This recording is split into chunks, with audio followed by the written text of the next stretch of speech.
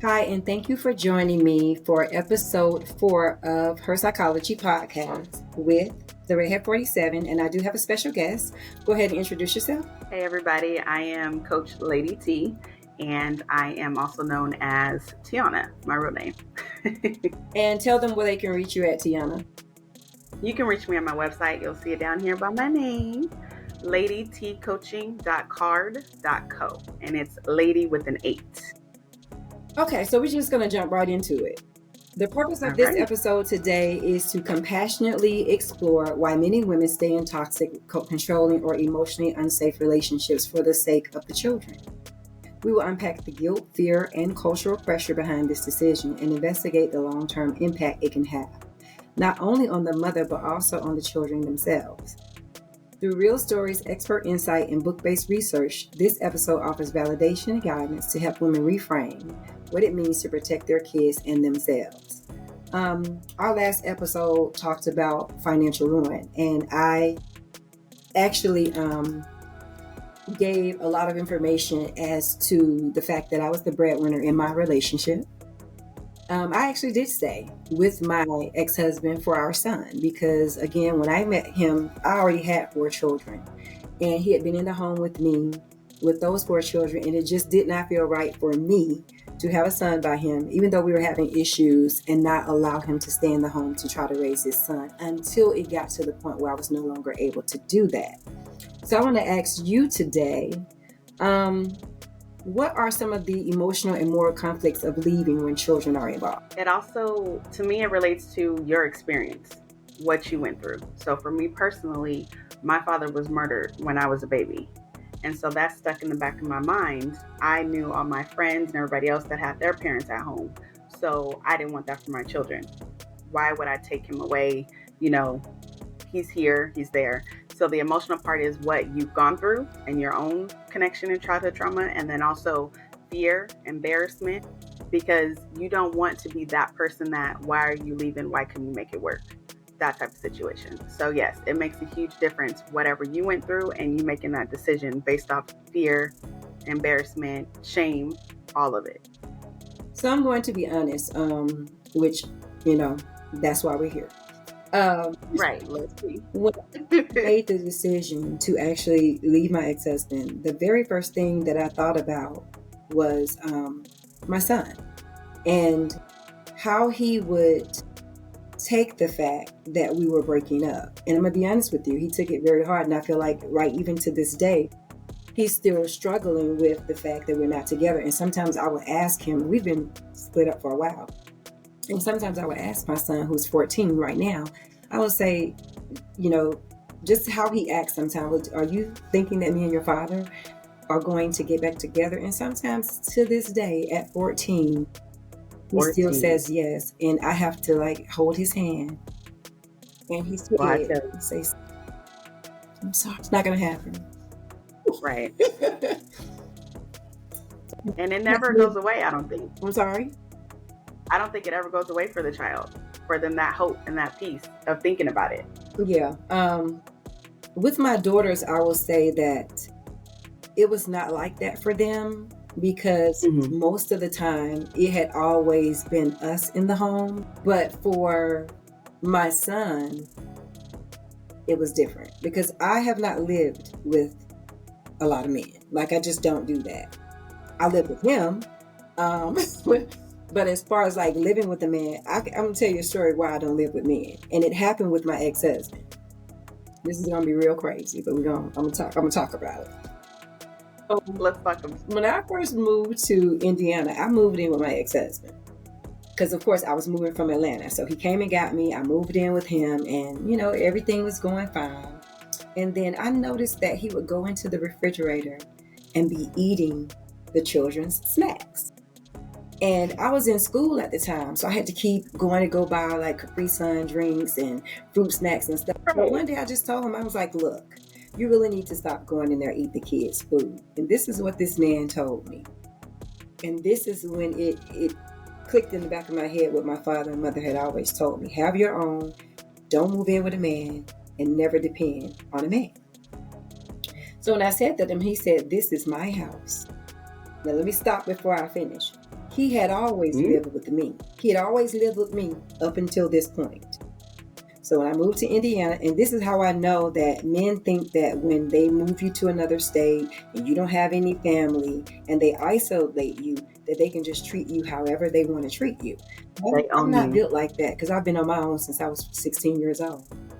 And so when he said that, he said, well, this is my house and I can eat anything in the refrigerator that's in there. And I looked at him and I said, you're absolutely correct. You can. Anything that you purchased. I went and got everything out of the refrigerator, took it outside, put it in the trash, and poured bleach all over. And I came back in the house and said, you can eat anything in the refrigerator that you have purchased.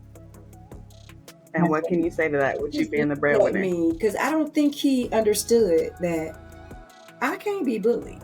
I'll roll with whatever you got going on. I'm going to match your energy. And that was our entire relationship. Whatever you do, I'm going to do because I'm a reflection of you. And so when I took the stuff outside and threw it away and came back in the house, he was just looking at me like, you really threw all the food away? All the food that I bought. I threw it all away because I meant what I said. You will not go in the refrigerator and eat up my children's food. And so it never happened again. I bet. That's who I am. That's a whole nother level, as you should be. As you should be. And when you said you'll be honest, you thought about your son. I thought about me and my issues and how I had the picture painted that I'm supposed to be married. I'm supposed to have a 2-parent household. I'm breaking the single mom generational curse. I'm going to make this work, whatever that looks like. And like I said, in the back of my mind, me not having my father, they're going to get theirs, all that fun stuff. Not thinking about, again, that's my childhood stuff that I hadn't, settled with or talked about. So now here I am projecting it as a wife, a whole wife. That's completely different. So no, I understand. And me, again, they tell us get married, but not how to be a wife. Right. So I didn't know how to be a wife, what to question, what to say, none of that. But then again, mine wasn't to the point of bullying. It was just one of those, I got this type thing. And trust. You trust God, you should trust me. That is true. I never, I guess, looked at my situation as having to have a 2-parent household. I grew up in a 2-parent household. I'm going to be honest with you. I grew up with my mom and my dad until I didn't. My dad passed when I was 23. I moved out at 16. I've told the story because I was pregnant. My mom didn't want me to have the baby, so my dad was like, you got to move out because we weren't getting along at that time. And so I've never looked at my household as having to have 2 parents because I know how a man can be in the home. And so although I had children, if I wasn't married to them, I was not going to be living with them. I wasn't living with them when I got pregnant. So I won't move a man into my home with my children that are girls because all of my daughters were first. So I have 3 girls and they were born first.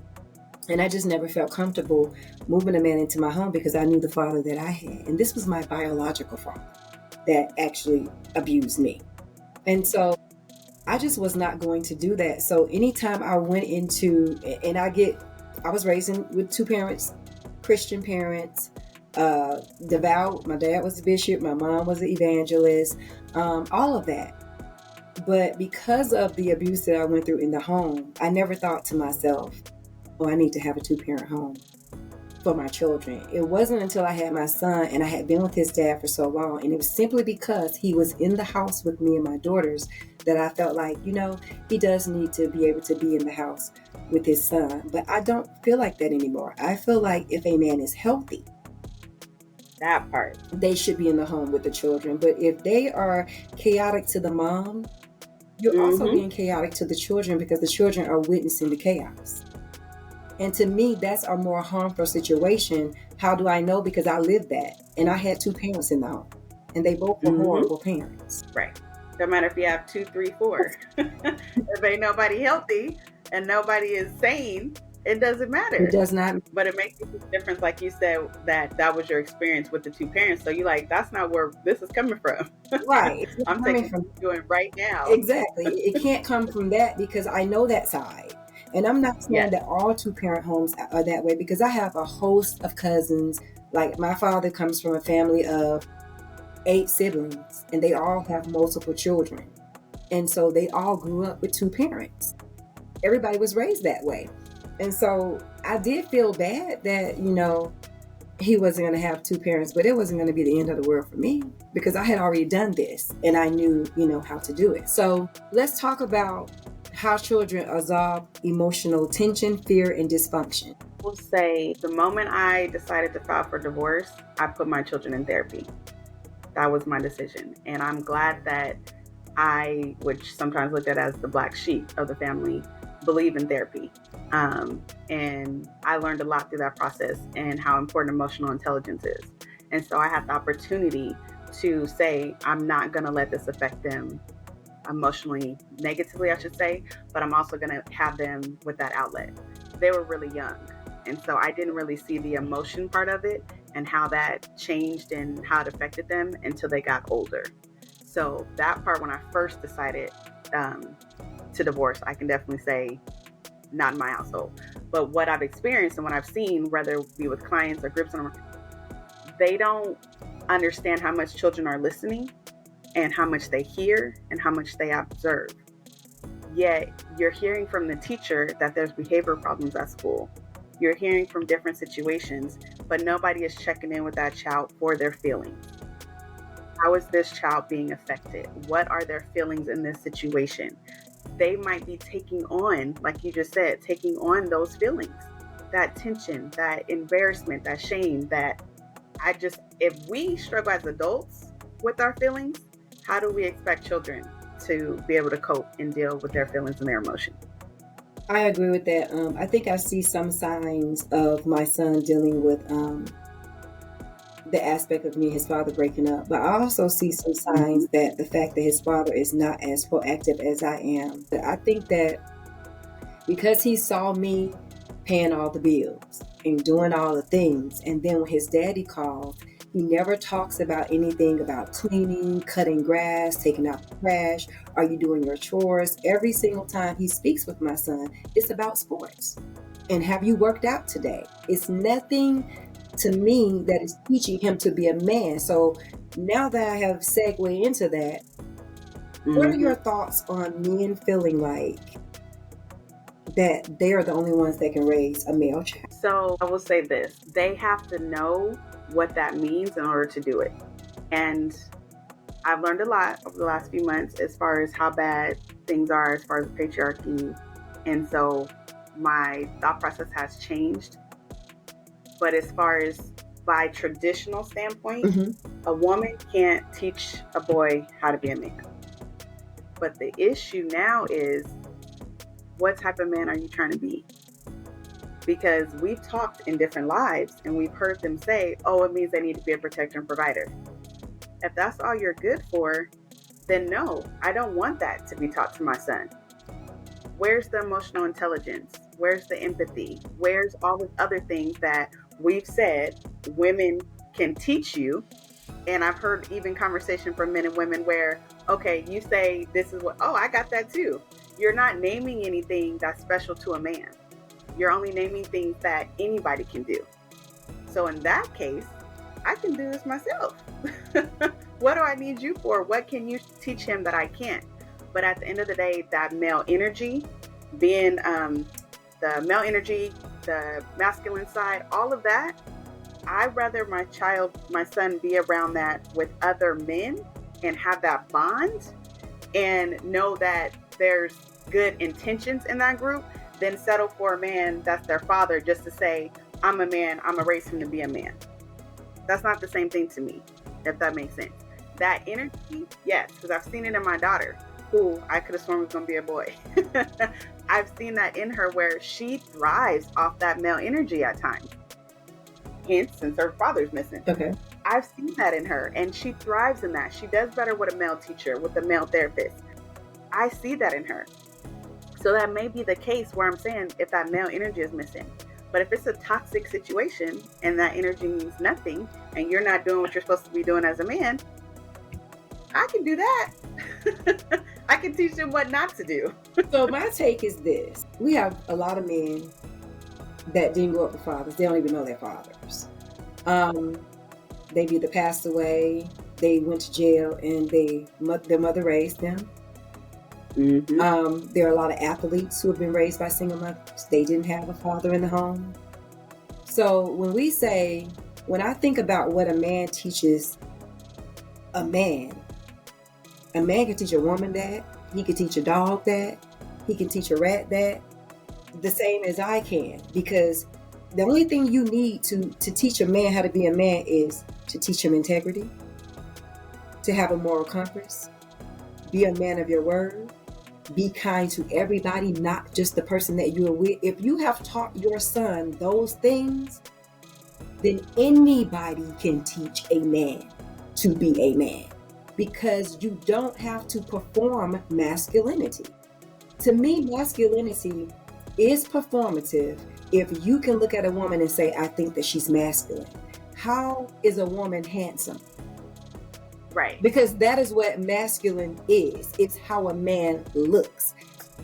Masculinity is what they perform. And if I can perform masculinity, then it can't be real. Because I shouldn't be able to turn on and turn off masculinity at the drop of a dime. Can I have masculine and feminine traits? Yes, because masculine usually only has to do with leadership. How assertive are you? How do you lead? That's all it is.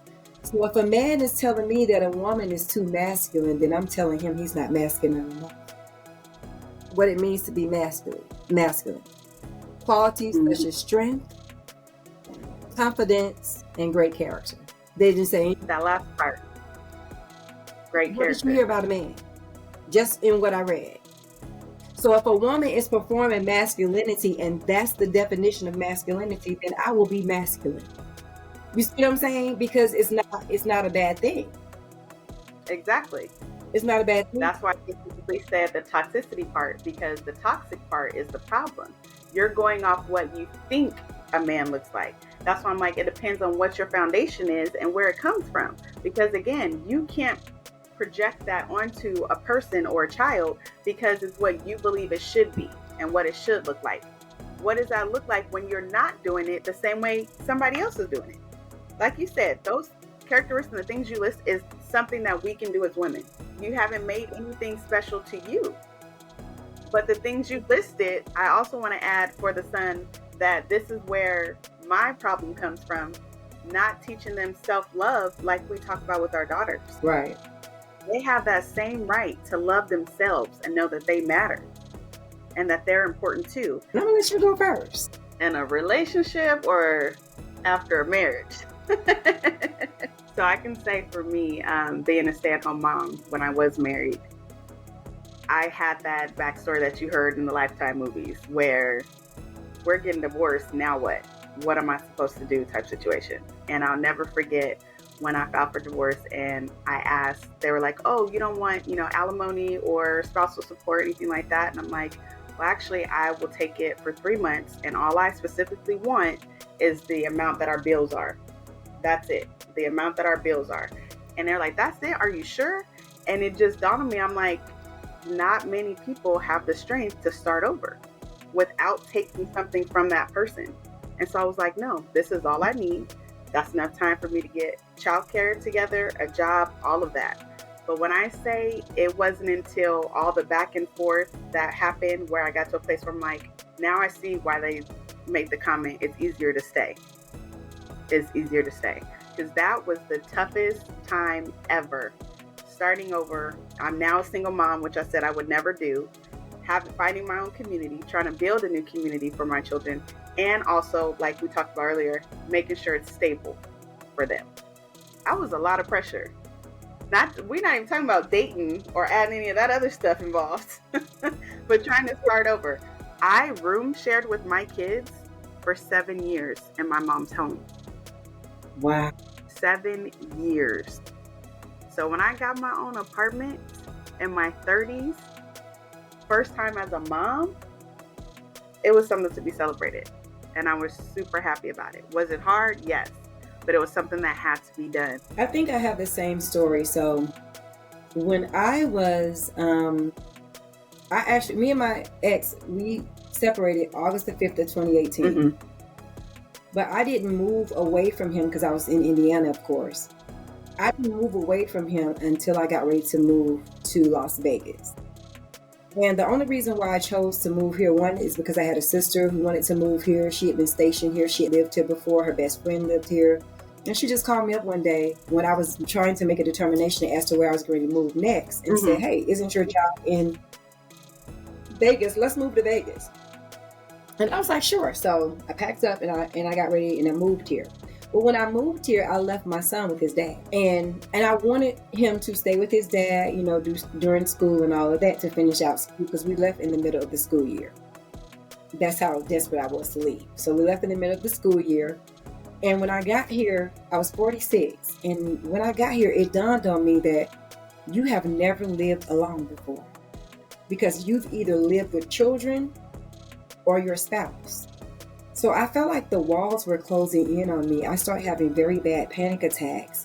And it's not that I did not know what to do as a single woman. I didn't know what to do without my children, because my children all are adults. But before I moved from Indiana, they were all living with me. They had all moved to Indiana, and my daughter had an apartment upstairs. And so my other daughter had moved in with her. Had moved in with me. So I had a daughter upstairs and her best friend and my daughter downstairs. And I was just getting comfortable with having my grown kids back at home. And so when I moved to Las Vegas, it was during COVID, at the tail end of COVID. Nobody was visiting. Nobody was coming anywhere. And so when I first got here, it was very lonely, but it was very much needed, because I learned so much about myself in the short time that I was here by myself. And I got into therapy because I'm like, all you've ever done was be a mom and work. I'm highly introverted. I do not go out. I do not hang out. I don't really have any friends. And so when I got to Vegas, no friends. My sister hadn't even moved here yet. I moved here first, and then was waiting for her to get here. I moved in March. She didn't move here till October that same year. So that entire year, I was just like, I was spinning. I didn't know what to do with myself, because it's for the first time at 46, I'm living alone. And it's, who am I? And it's funny that you say that, because in my workshops, when I work with parents as a parent advocate, that's my main thing when I'm working specifically with mothers, is you were someone before you were their mother. And your whole identity should not be wrapped up in your children. That's why I know a lot of women struggled when they became empty nesters, because they never took the time to get to know themselves. I'm a big advocate on date yourself. How you want to be treated, treat yourself that way. Date yourself. I even got comfortable enough. I don't need a book when I take myself to a restaurant by myself. I can do it. I'm a big girl. But date yourself. Get to know yourself. You should be more than your identity as a mom. Some moms even struggle. If you ask, oh, how are you doing? It comes with, oh, we're fine, or we're good. Who is we? I asked you how you're doing. So it was needed for you in that time to have that alone time. I agree. In that time away from my ex-husband, I wrote 7 journals. I have written and published 2 books. I started 3 companies. I've been promoted numerous times in the jobs that I've held. And I think that I became more motivated to get back to the person that I was before I met him. And it's crazy. And that I know that that's what I have accomplished without even paying attention to that. That's what I was doing. I just thought I was doing busy work. And one of his family members reached out to me on Messenger, and she said, moving to Las Vegas was the best thing that you could have done for yourself, because you are just glowing. And when she said that to me, I went through my phone and I looked at pictures of myself now versus how I looked when I was with him. Now, I always dressed up. I always was color coordinated. I always was this person. I never went out of the house looking any type of way, so he can never say anything like that, because no, I'm that girl. I'm going to keep myself up. But like I had a look of sadness on my face when I look at a lot of the pictures. I looked cold and like just empty inside. When I look at some of those pictures, I had gained a lot of weight. Same. I had got up to about maybe 200 pounds, and I've never been big at all, only except for when I was pregnant. And I had become an emotional eater. And so when she said that to me, you don't know how that empowered me, because it allowed me to know that people were paying attention even when I was not. And that was just very empowering for me. Every time I think about that, I'm like, wow. I was talking to my daughter about it the other day, and I said the fact that that family member who wasn't even around me a lot, I just saw like every blue moon in the same state, not too far from where I live, was able to say that to me. And I was like, okay, so that would have to mean that she was paying attention, and I wasn't. And they know the foolishness of their family members. They do. There's no denying it. But same, it was looking at pictures, and I had got up to 213 pounds, biggest I had ever been in my life, even when pregnant. But same thing, I realized that I wasn't myself in that relationship, in that marriage. It wasn't me, and not realizing until after the divorce, getting to know who I am as a person. So, are you dating? I am not dating. I tried to. Dating pool is trash. Dating pool is trash. There's nothing in it. But I also will say I am not just deconstructing Christianity. I am deconstructing what it is to be a woman again and all of that. And I owe that to a lot of the women that I've met in my TikTok family, including you, because you guys Yes. have opened my eyes.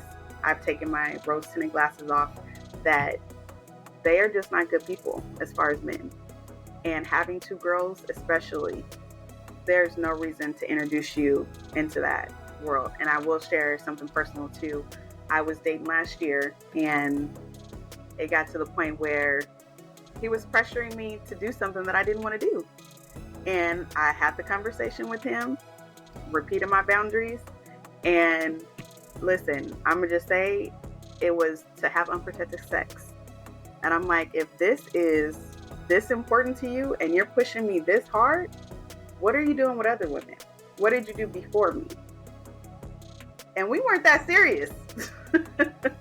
Not only that, I'm gonna tell you something, and I don't want to scare you, but this lady that I know, she works at a clinic. Mm-hmm. She works at like one of those health clinics or what have you. And she told me that a lot of times when you first start dating a man and you're trying to use protection and they're pressuring you not to, they probably have something. And they're trying to give it to you because they're upset that they have Right. it. So they're trying to spread it around. Right.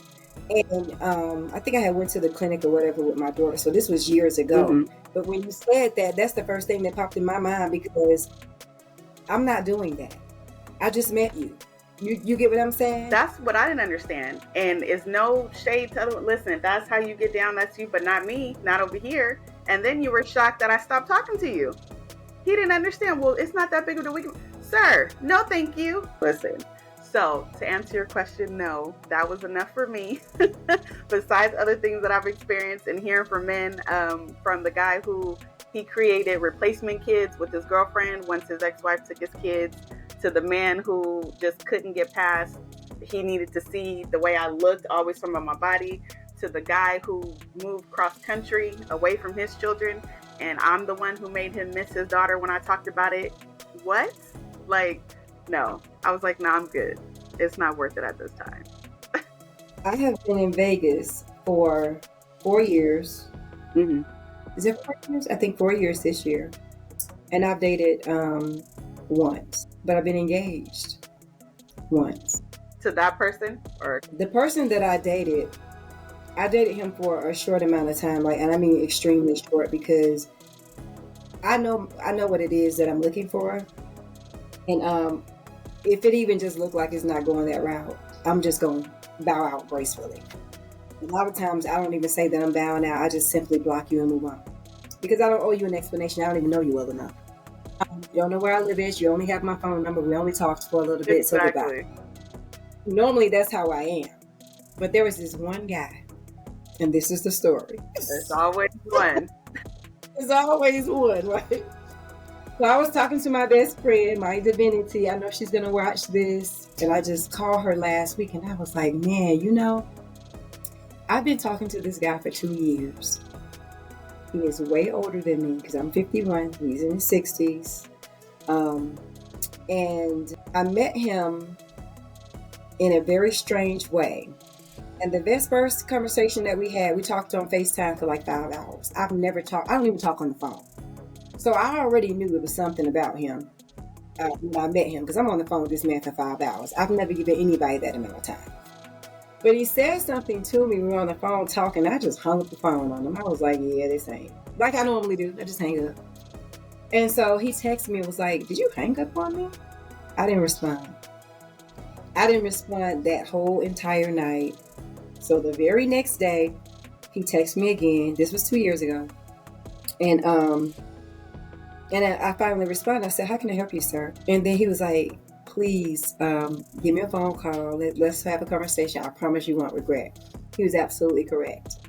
If I call him right now and say, hey, I want to go to the movies tomorrow, he would get in the car, drive all the way from California, take me to the movies, and drive all the way back to California. That's what I'm. We have never slept together. We have never did anything like that because I'm very intentional. But what I do know about him is that he is a very genuine person. Mm-hmm. He has not pressured me to do anything. He just called me this week and was like, come with me to California from Thursday to Saturday. And I was like, I can't. No, thank you. I'm working, which I am working. I'm at work right now. Right. But I'm not one of those people, and I'm not saying this about him per se, because I understood he found this information out at the last minute. He thought of me, hey, do you want to go with me? And I couldn't go. But I am a person that likes a man to plan. Because I was with somebody for almost 20 years that never planned anything. And the only time we went out is when I suggested it. And most of the time I'm paying for everything because he didn't have any money. His dad got sick and he was close to dying. And he was so focused on marrying me. And when I say younger than me, I'm not even going to tell you his age, but he was much younger than me. Like, he wasn't even in his 40s, and I'm 51. We'll be 51 in June. But he was very mature, very much had his stuff together.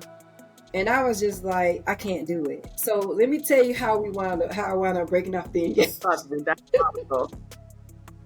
Yes. So you remember the guy that I was just talking about? That I would go on this trip if I wasn't busy right now. So I was sitting at the table and I was like, universe, ancestors, whoever listening at this point in time. Because we was like 1 month away from getting ready to get married. And I said, if I'm not supposed to be marrying this man, I really need you to send me a sign. And I need that sign to be as clear as day. My cell phone said, ding. And I looked, right?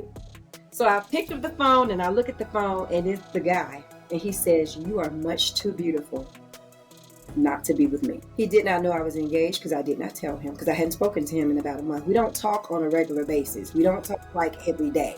We may talk like, I might talk to him this week. I might not hear from him for 3 weeks. Or I might talk to him today. We may text for a couple of days in a row. Then we may not hear from each other. That's just how we've always been. He's busy. I'm busy. I'm not stressing. So when that text came through and I knew I hadn't talked to him, and I didn't know it was him at the time. So when I looked at it and it said that, I was like, okay, well, that was my sign. I called the guy and said, I can't marry you. He was like, what? And I was like, I can't get into it right now. Right. Because I couldn't. It was just very emotional. I couldn't, because I really like this. And I was like, I just can't get into it right now. But trust me, in a couple of days, I'm going to call you and we're going to talk about it. And so when I called him and we talked about it, I said, I'm going to be honest with you. There's this guy that I really, really like. And if I could choose the perfect partner for me, not that he's a perfect person, but if I could choose the perfect partner for me, we both have 5 children. We both are cancer survivors. He's a Kappa. I'm an AKA. If I could choose the perfect partner whose life is parallel to mine and it's relatable, then I would choose him. So when I called him back a couple of days later, I told him about it. And he's like, well, are you guys in a relationship? And I said, no, but that's okay. I'm not looking to be in a relationship. I like the friendship the way that it is, because to me, this is flowing naturally and it's on my terms. I get to say if I want to go out, if I want to see you. I get to know when I'm ready to be in a relationship, because I get to know that I am healed and I'm going to be able to be the person for him. And it's not that I'm not healed. I just right now do not see myself in a relationship with anyone if it's not who I can choose. And he's the person right now that I would choose. If I could be in a relationship today, if I decided, you know what, today I'm ready, it would be him. It wouldn't be anybody else. I bet. And he was heartbroken, and I'm sorry. So you realize it now? I can't do it. And I was already, my son was joking, saying, oh, you got a boyfriend? I'm just a few years, it was just horrible. My daughter was joking with me every day, and I was becoming like, you just needed I don't like how this makes me feel. Mm-hmm. And I've never dated anybody young before. So I didn't even date men my age when I was my age. I've always dated older. I've never dated a young man. My husband and I were the same age, but he's the first person I dated that was my age. I've never dated anybody my age. And so I think that was another thing too. I kind of turn my nose up when women are dating men that are much younger than them. And I would say like in their 20s or something, because he was almost 40, so he's a grown man. But I'm saying that he was still too young for me. Even for me, being 50, about to be 51 this year, he was just too young for me. And it's crazy because when he met me, he was like, there's no way you're and I was 49 when I met him. He was like, there's no way. No, I was 47. He was like, there's no way you're 47. I told you, I still don't believe you. So there's a way. I had to take my ID out my purse at work and show it to him for him to believe that I was actually my age. And he was like, I was like, yeah, I have that friend who we made that pact, you know, if we're not married by the time we're 40, we're going to marry each other type thing. Now we've been through some things and we're like, we can be together and not married though, right? But it's same, like you said, if I can choose the things that match. And it would be me choosing you versus me feeling like I have to be with this person, or because my sister still gets mad to me to this day because he was my first boyfriend as a teenager. And she's like, why are you still in touch with him? Okay. Why? And it's like you said, that friendship part, and knowing that sometimes you have that person that is there for you or that you have that genuine connection with. And so I've told people now, like, if it's not him, there's nobody at this point. So my time down there. Right. And I don't even have to be married. I don't even have to be married to the person, because I asked him when we first started talking, I asked him, I said, do you want to get married again? And at first he was like, no. I said, I don't either. And I was so happy when he said no. And then he was like, you know what? I think I do. I think I want the woman that I'm in a relationship with to have my last name. And he said that, I was completely crushed, because I have no desire. None. To be anybody. I don't. I'm not against marriage. I'm just saying that I've done it, and I like to go home to my own house and maybe come visit you at yours. Doing that though now, right? But be married. He ain't going for that. No, it makes sense. So I already know he's not going. Okay. So we have tools, planning, and next step. How to begin building an exit plan if you're considering. I will say leaving. The first part, back to when you said that healing. And this is very important. And I hope whatever you hear from this, you take this away. Addressing that child in you is so important. Addressing the, whether it be, it's not even just about childhood trauma, but addressing the inner you before you can do anything else. Because something my friend says all the time, wherever you go, you're still going to be there. So if you don't address what's going on with you, all you're going to do is take it with you. That's not healthy for anybody. Now, it definitely gets harder when children are involved. Absolutely. But I will say, as a parent who didn't know how to parent, I was parenting myself and my children at the same time. So again, it went back to I had to take a break and said, you know what? I have to address inner me because I wasn't safe with me. And so if I'm not safe with me, the next thing I'm going to do is be with somebody else who doesn't treat me safely because I don't know any better. And I'll take it from you because I take it from me. And I say that because you have to get safe with you first and have that courage to stand alone once you leave. It's not just about, because I know we talk about finances, having a plan, all that. Those things can come. But if you leave and that fear or that shame and things kick in, and then you're thinking about going back because it was easier just to deal with the abuse, or it's easier if my children feel like they're protected, they have a right, whatever it is. If you are not safe with you, none of that matters. And I also want to share, I think this is a cool analogy that the female bird, when it's leaving, it takes a stick at a time to go rebuild its nest. That male bird comes back and is like, what happened? Didn't even realize she was still being on the side. So if you can safely start building something on the side, especially a community, build a community, because that's what you're going to need. We always go to, oh, your safety and financially, all that. That doesn't matter if you can't be safe and have a community to support you. And if you don't have one, as far as biological or family, start building one. When I say I started to turn inward and work on myself, I started attracting my community and bringing like-minded women around me. And that helped, because I damn sure could have been like, nope, it's easier to just go back and deal with it. But if your safety is okay to the point where, because again, if you're being abused, it's not safe, but you know what I mean?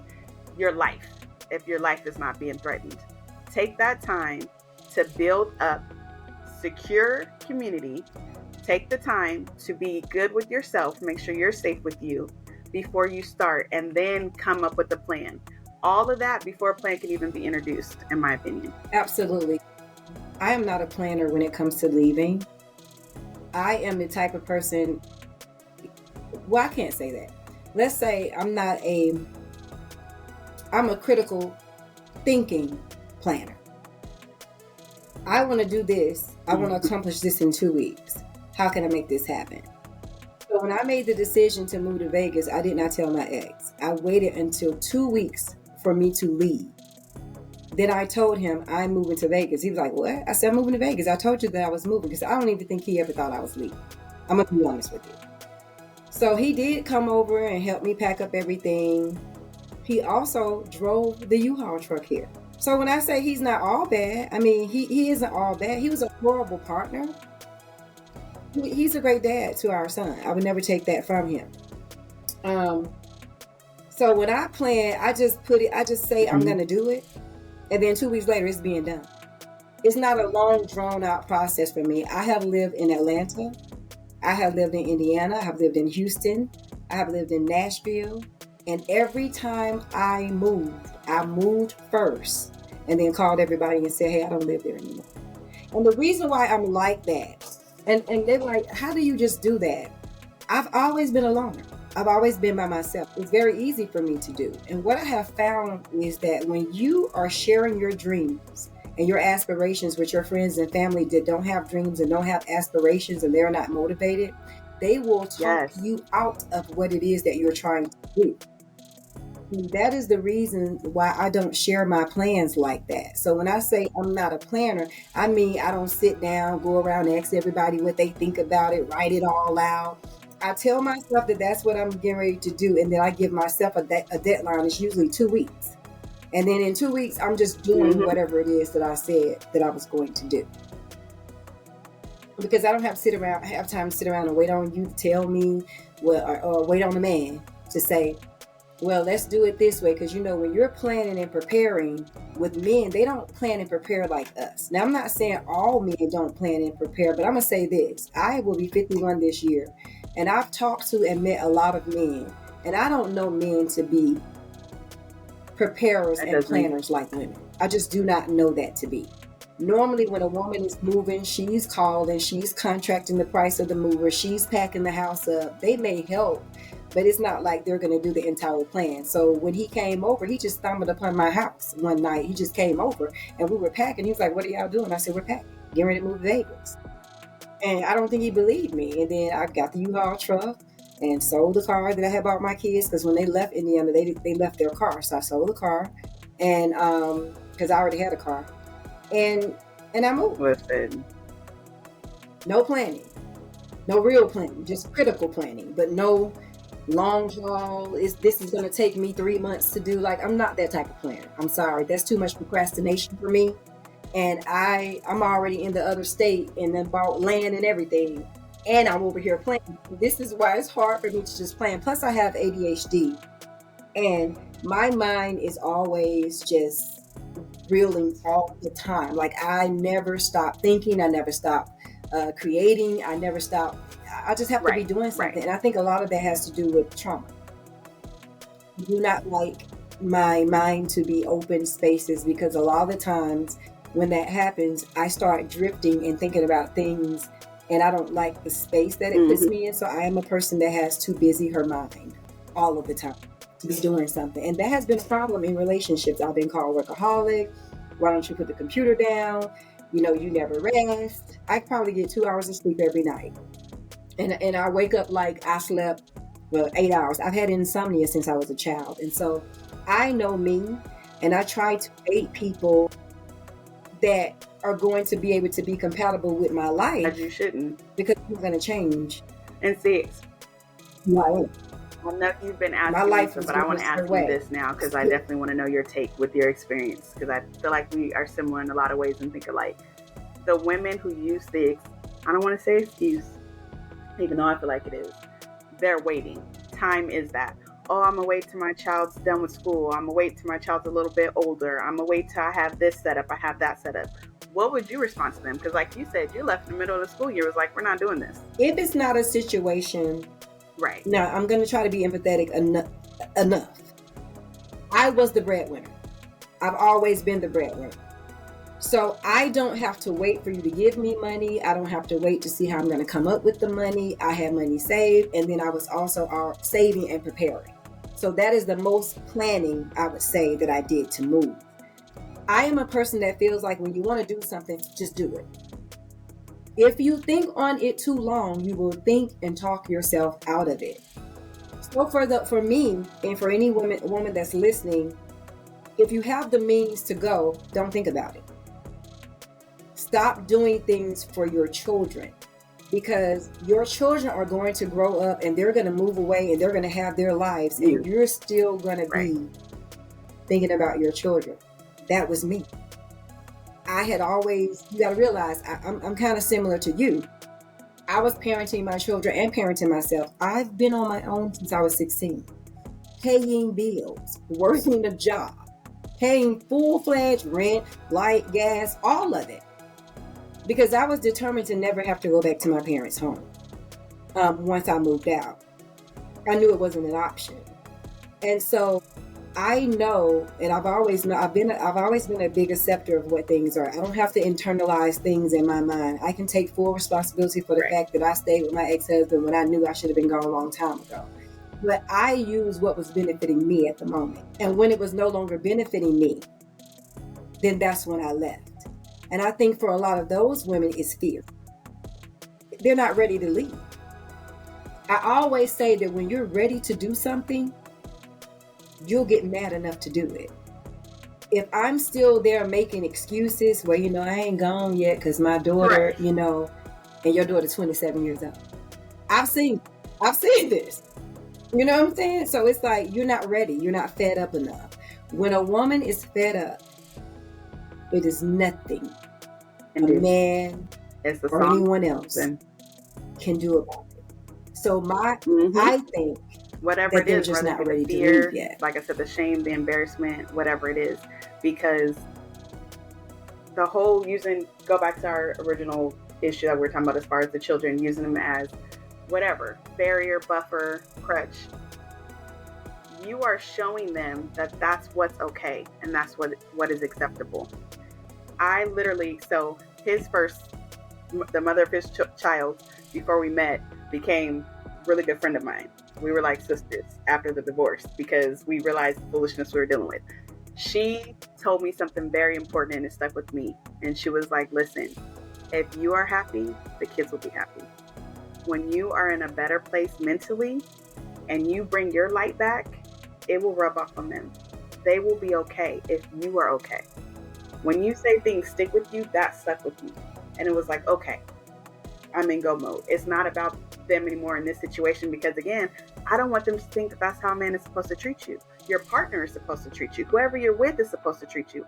I also don't want you to think as a woman that you put up with this stuff and you belittle yourself and not put yourself first. So now, the way I raise my daughters, we're not talking about, oh, you have to be married, you have to be this, you have to be that. No. I'll talk to my 9-year-old, what's the first thing you need to worry about or think about when you're an adult? She's like, loving myself, mommy. Yes. Because that's where it starts. A lot of the women, and like you said, accountability. He met the criteria for the woman I was then. And I did not think I deserved better. So if I don't think I deserve better. That is important. Not to interrupt you, but that is important what you said. He met the criteria for the woman that you were then. When me and my ex were together, he was doing something. I'm not going to speak on what he actually was doing because I'm not here to bash him or anything. I'm just speaking the truth. He was doing something and I brought it up to him and he said, well, I was doing this when you met me. And I said to him, when I met you, I was 30 years old. Mm-hmm. And at the time, I might have been like 42. Right. I'm not the same person at 30 that I am at 42 because I have faced death since I met you. And I actually faced it right before I met you. I had breast cancer when me and him were dealing with each other. And I wound up breaking up with him for an entire year, going to Atlanta to go through my chemo treatment. And then we got back together once my chemo treatment and everything was over. That's how I wound up moving to Indiana. When my life flashed before my eyes and I had a realization that I wasn't going to be around for my children, and I had a 2-year-old and a 10-year-old and a 16-year-old daughter, because that's how old they were. Those were my 3 youngest kids at the time. And I had walked in the house and was like, I'm not going to even do chemo. I'm just going to accept my fate and just die. And my daughters, they didn't say anything at that moment. I could see the look on their face when I said that, but they didn't say anything at that moment. A couple of days later, they came and spoke with me and said, we think you should take the chemo because you have a 2-year-old, you have a 10-year-old, and they have not experienced you in the manner in which we have. And I think that would be unfair. And so they were able to talk me into doing it. Worst decision I ever made. I almost died 5 times. Every time I took the chemo, I almost died. Every single time. Ended up in the hospital with a 0.1 immune system, going into septic shock every single time. But what I took away from that is this. Despite the type of mother that you thought you were, you now get to see the type of mother that you are because your daughter is letting you know that the experience she has had of you, she do not want her brothers not to experience that. And that says something to me. And that is the reason why I even went through chemo. So there are those hard things that you will stay in a relationship for, which is why I told that story, because I got back with my ex after we was broke up, before I even had breast cancer. But I did that because my son was so young, he almost lost me. And I wanted to give him both of his parents in the same house, healthy. It just did not turn out that way. So normally I give a closing thought, which I will give, and then I give an affirmation. And before I give my closing thought, what would you like to say in closing? Is sacrifice. And I think it is very interesting that women feel like, especially mothers, that to be a good mother, we have to sacrifice. That is not always the case. Again, like we said, your children will grow up, be adults, they will go live their lives. Who are you going to be when they're gone? Who are you going to be with yourself? I also want to say again that inner self is very important. I had a Reiki session where I literally heard from the women in my line, because I come from a long line of abused women, thanking me and giving me gratitude for releasing them and for making a difference, because I was one of the first ones to survive going through all of this and divorcing. Everybody else either stayed married or death took them out. First one. So they thanked me for that. And then the men, long line of abusers, actually asked for forgiveness, and I had to release them. So that inner work and that ancestral work is important. So I have to say that. But my sister, and I love her to death, shout out to my sister, my baby sister, she said, you chose to stay. So mothers, remember, you are choosing to stay, regardless of what they're doing. So the whole that you have to, you don't have to, you're choosing to stay. So what you do with that power and holding those children in your hand is very powerful, and you have that opportunity to make it what you want without that person. So you have a right to that. So sacrifice, we're changing the narrative. We're not going to focus on sacrifice. You chose to stay in that, use that, and remember that again, if you are happy, they're going to be happy. I agree. One of the reasons why I always make a point when I'm having these conversations, and I'll say it in every episode, because the reason why I did her psychology is part of my book. So I'm breaking down some of the things that I went through in the book to tap into her psychology. And I'm also talking to men on this episode as well. And one of the reasons why I always say that I take accountability for staying is because men say a lot that women don't take accountability. And I don't think that it's not women don't take accountability. You want women to absolve you of your guilt and take the blame for what you were not able to do. Because I went through this with my ex-husband. And it's not that there's no accountability. If I don't agree with you, I'm not being accountable. I'm not going to agree with everything that you say because you're not accountable. And if I agree with what you say, then that affords you the ability not to be accountable. I'm going to disagree. I heard you, because they say, well, you're not listening. You don't hear me. I heard everything you said and can repeat it back to you word for word. I don't agree. There is a difference. It's not that I don't hear you. It's not that I'm not listening. I simply just do not agree. So I'm going to give my closing thoughts. You're not weak for staying. You're not wrong for leaving. You are a mother navigating the hardest decision a heart can make. But please remember, your children do not need a perfect family. They need a peaceful one. And peace starts with you. This is my affirmation to the ladies out there. Release the guilt that tells you that you must break yourself to protect others. You are not selfish for choosing your peace. Your children deserve to see you whole, safe, and standing in your truth. And you deserve the same. Choose healing for them and not for yourself. Here are a few books and references that you guys can take a look at. The Emotionally Absent Mother by Jasmine Lee Corey. Codependent No More by Melanie Beattie. Adult Children of Emotionally Immature Parents by Lindsay C. Gibson. It Didn't Start With You by Mark Wallen. Running on Empty by Jonice Webb. Invisible Heroes by Bella Ruth Naraprasek.